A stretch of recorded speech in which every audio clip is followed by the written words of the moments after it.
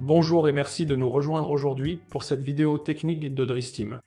Aujourd'hui, nous allons aborder le schéma de connexion des commandes externes VaporLogic.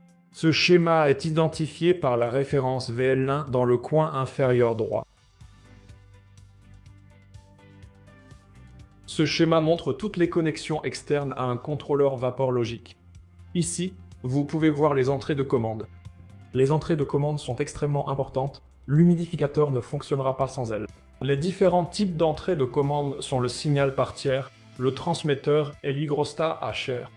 Pour le signal par tiers, vous aurez soit un signal de 0 à 10 volts, soit un signal de 4 à 20 mA. Chaque type de signal est câblé de la même manière. La valeur du signal arrive sur la broche RH de la prise 11, puis il y aura une connexion commune de retour au fournisseur de signal. Donc, la sortie bas sera atterrie là. Sur l'émetteur, l'alimentation est fournie pour l'appareil par la carte VaporLogic. Ces connexions sont donc légèrement différentes. Elles se trouvent toujours sur la prise 11, mais elles utilisent 21 volts CC pour alimenter l'appareil, puis le signal revient sur la broche HR de la prise 11. Un fil blindé doit être utilisé pour tous ces types de connexions, et le blindage doit être raccordé à la broche de terre sur le fond de panier du panneau. Le dernier type de connexion est l'hygrostat HR. Il utilise les trois connexions, l'alimentation, le signal et la connexion à la terre. Utilisez donc la broche de terre de la prise 11 uniquement si vous utilisez un hygrostat modulant ou un hygrostat de gaine de type tout ou rien pour la commande. Ensuite, il y a les contrôles de limite. Chaque contrôleur VaporLogic a besoin de deux contrôleurs de limite pour fonctionner correctement. D'abord, il y a l'interrupteur de flux d'air. La section du commutateur de flux d'air de la partie des contrôles de limite de ce schéma illustre comment le commutateur de flux d'air est câblé au contrôleur VaporLogic. Il est raccordé à la prise 13 sur les bornes étiquetées 24 volts AC et à FSW, pressostat d'air.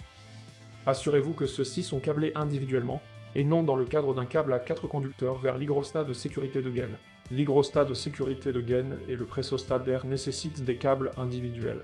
Vous pouvez également utiliser un interrupteur de type SDU qui fonctionne de la même manière, mais l'interrupteur SDU est monté dans le bloc ventilateur de l'unité de distribution d'ambiance.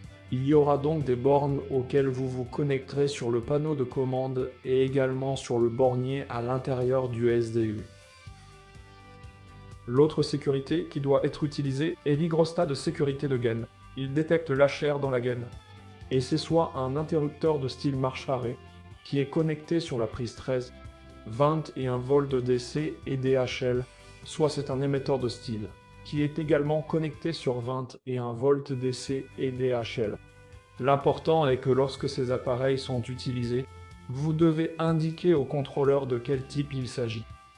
S'il s'agit d'un hygrostat, signal de type tout ou rien, ou s'il s'agit d'un transmetteur, qui est un signal de 4 à 20 mA. La section suivante sur la fiche concerne les communications ou les configurations multiréservoirs. Regardez attentivement si vous avez un système multiréservoir. Vous devrez vous assurer que votre câble multiréservoir est acheminé jusqu'à la borne multiréservoir. Sur la carte de contrôle VaporLogic, c'est la prise numéro 8. Il doit s'agir d'un style de communication de calibre 18 à 22 A torsadé avec un blindage.